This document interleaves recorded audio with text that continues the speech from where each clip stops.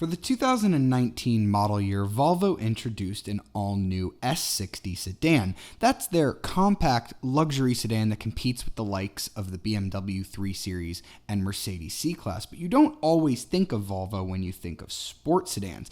That's because the S60 breaks the mold of the traditional luxury sports sedan, whereas the C-Class and the 3 Series have become sporty and stiff and designed for the racetrack. Volvo instead has taken an approach of luxury in a level that isn't even found on the E-Class and 5 Series. This thing is extremely comfortable. Volvo has sent us the T8 Inscription trim, so you can get an R-Design and a Polestar engineered. Those are Volvo's sportier models, but I really like this Inscription trim with its massage seats and its overall comfort. It's completely different from any other sedan in this segment, so I'm really interested to check it out. The T8 drivetrain is the most powerful of the bunch, and it even features a plug-in hybrid system so that you can drive this on electric power alone. Let's go ahead and get the 2020 Volvo S60 T8 Inscription out on the road.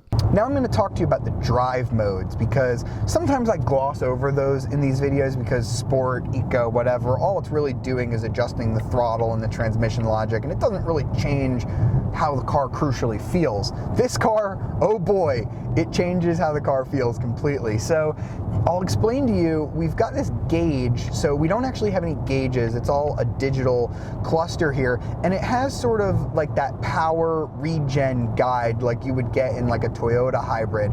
So when I come off the throttle, it'll sort of show me that I'm recharging and putting energy back into the battery, and I can actually click one detent from D into B mode, and that's going to give me even more brake regen. And then when I put my foot on the throttle, it's going to go the other way, and there's little icons. One looks like a little droplet and one looks like a little lightning bolt, and that's going to show me when I'm using electric power and when I'm using gasoline power. So if you're light on the throttle, it'll actually like let you modulate, so you never need to kick on the gas engine if you're trying not to do that.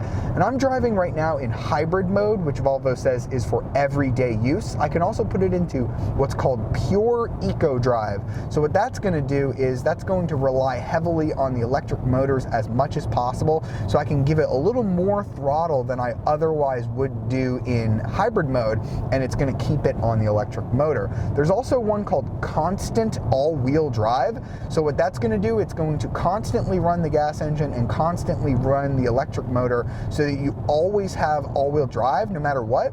Not really sure why you would use that. Maybe if you were driving the car in snow, that would probably make a lot of sense, but I think it makes more sense for like their SUVs and their tall wagons and stuff like that. Then we've got individual, where I can customize all the different parts of the car, and then there's power for sporty driving. That is what completely transforms this car. So immediately that weird eco gauge goes away. Now I have a traditional tachometer. It's kind of weird watching it because I can accelerate and the tach stays at 2000 RPM because I'm using the electric motor, but then when I really give it some throttle, there you go. Now I see the tach finally move. I've got my twin charged engine and the electric motors giving me 400 horsepower. Now that's a lot of power, and this car does feel really quick, but it's surprisingly quick. This is like a sleeper car. I wouldn't be shocked if this car could keep up with an M3 off the line, but it doesn't feel like savage. I'm gonna go ahead and floor it now. Woo. Nice surge of power.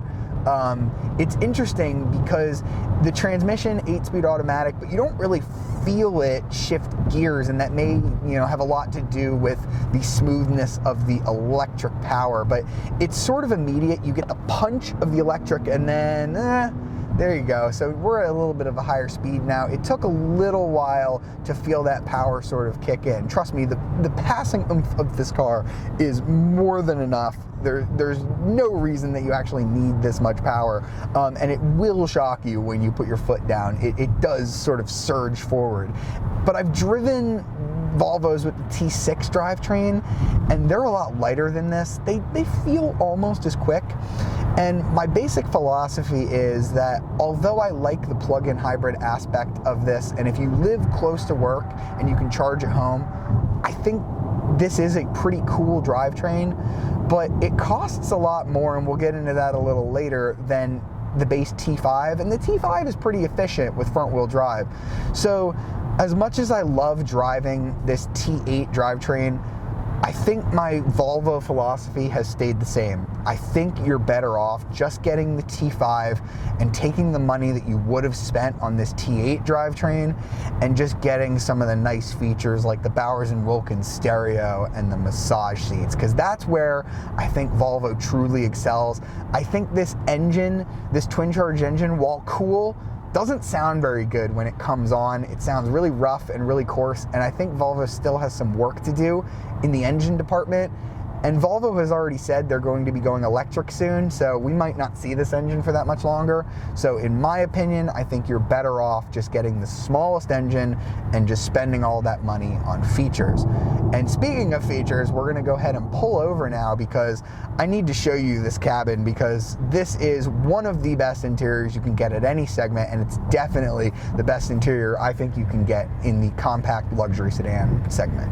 So let's take a look inside the S60. This is Volvo's smallest sedan, but they really have not cheaped out on the inside. I know this car's gorgeous on the outside, but I think it's actually even better in here. You've got this very minimalist, very distinctively Swedish design language. You've got real nice wood surfaces, soft touch leathers everywhere. The leather and the stitching is absolutely beautiful everywhere you look. You've got that digital gauge cluster that I was telling you about. Here we've got Volvo's Sensus infotainment system on this big touchscreen. They've eliminated almost all of the buttons. The only ones you have are for hazards, your defrost, and you get a play pause with a volume, and then your forward and back for the radio. That's all you get. Everything else is controlled here. You've got a home button like you would on an iPhone.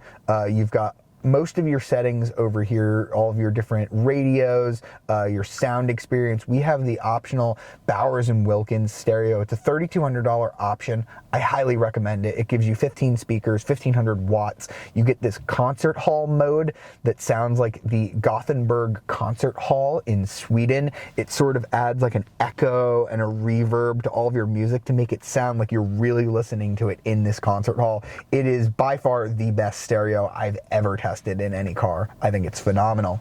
And I need to commend Volvo on this infotainment system, because the last couple of times I tested it, it was real slow, especially when you started up the vehicle. It was real laggy. They've definitely fixed all of that. This is much smoother and much easier to use. Climate control, easy to get to. Just push that, go up or down to control the temperature. Fan speed, that can be controlled here as well, or you can turn it completely off. We also have the massaging seats here. You actually activate those using controls on the seat. I'm gonna go ahead and activate the tread, intensity, high, speed, fast. Amazing massage seats on here. Highly recommend getting that option. They feel fantastic. You can do other seat adjustment on the screen as well. Now, if I come over here, we have our hold and charge functions for the battery. We have all of our safety functions, lane keep assist, park in and out. We actually have a small package that helps this car parallel park itself, which is pretty cool as well. We have all of our other different functions here. So all of that can be controlled on the screen, and you can adjust with a couple of different themes here. So display themes, if I go to performance, which is what I have now, that's where you see all of the red. If I go to chrome rings, it'll be sort of chrome minimalist, sort of like blacks it out a little bit. So as you can see now, I don't have the red anymore on the screen.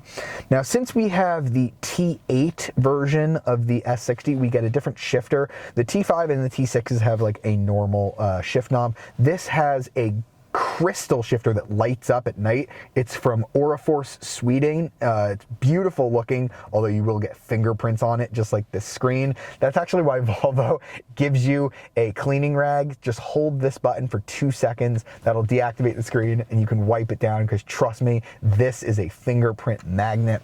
This is too, and the way that you use it, you push P for park. Now, to get into reverse, you have to push it up.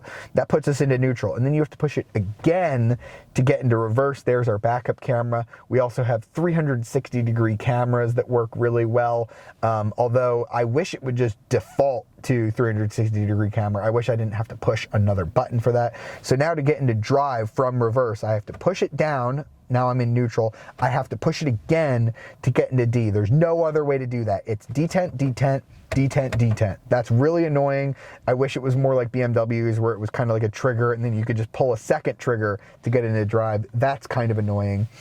We also have our drive mode controller that I talked about while we were out on the road. Push it and then rotate, and that'll let you cycle through all of the different drive modes on this car. And then interestingly enough, there is no start button like you get on a normal car. The way that you start this car is you just kind of turn this to the right. It only goes one direction. It doesn't actually turn to the left, which is kind of interesting as well. And the one thing I'll point out before we get into the back seat is that while the materials are great, I love everything about it. When you close the cup holder, you have like this nice lid here.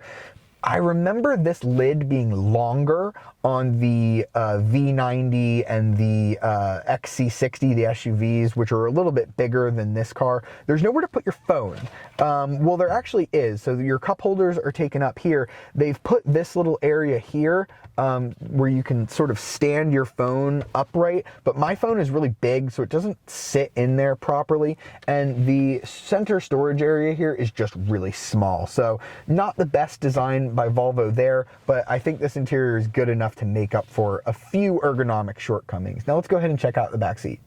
So back here we have 35.2 inches of legroom, which is exactly the same as the BMW 3 Series, which this car directly competes against. So pretty good legroom, not so great on the headroom, but if you want more headroom, you're probably going to be buying an SUV or the wagon version of this, the V60. No air vents here. They're actually mounted here on the pillar. That's kind of an interesting spot for them. And we do have heated seats back here as part of the package.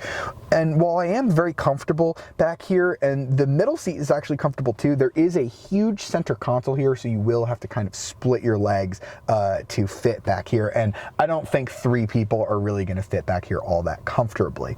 Now these seats do fold 60/40 style, but the way that you activate that is kind of interesting. So the way that you fold these seats is really interesting, and I just found it while we were filming actually. I thought this car didn't have folding seats, but it's actually housed on 2 buttons here. If I push this one, it'll show you that just this part of the seat will fold down, and that opens up the pass-through to our 13.8 cubic foot trunk, which is okay for the segment, not huge. Again, this car comes as a wagon, and if you're not buying that one, what the heck's wrong with you? The V60 is the one you should get. As much as I love this car, I think the V60 with its better practicality and its hatchback is just the one that I would recommend. So that was the 2020 Volvo S60 T8 Inscription. Pricing as you see it here is $64,190. The T8 plug-in hybrid Inscription starts at about $56,000, but you do get a $5,000 tax credit. Like with most Volvos, I recommend spending a little bit less. Just get a T5 or a T6, $43,000 or $48,000 respectively. Save your money there, but get the Bowers & Wilkins audio, the massage seats, all of the stuff I love about this car. The T8 drivetrain is pretty cool, but I think it only makes sense if you live only a few miles from work and you can drive most of it on electric power alone. It doesn't make as much sense for highway trips, and you have to be able to charge it at home or at work, which simply wasn't the case with my life. I'm going to give the Volvo S60 T8 Inscription a Carbuzz score of great buy. It's completely different from everything else in its segment, and I really love it for people who just want their luxury sedan to feel like luxury and don't care about all that sporty stuff. I hope you've enjoyed this video. See you next time.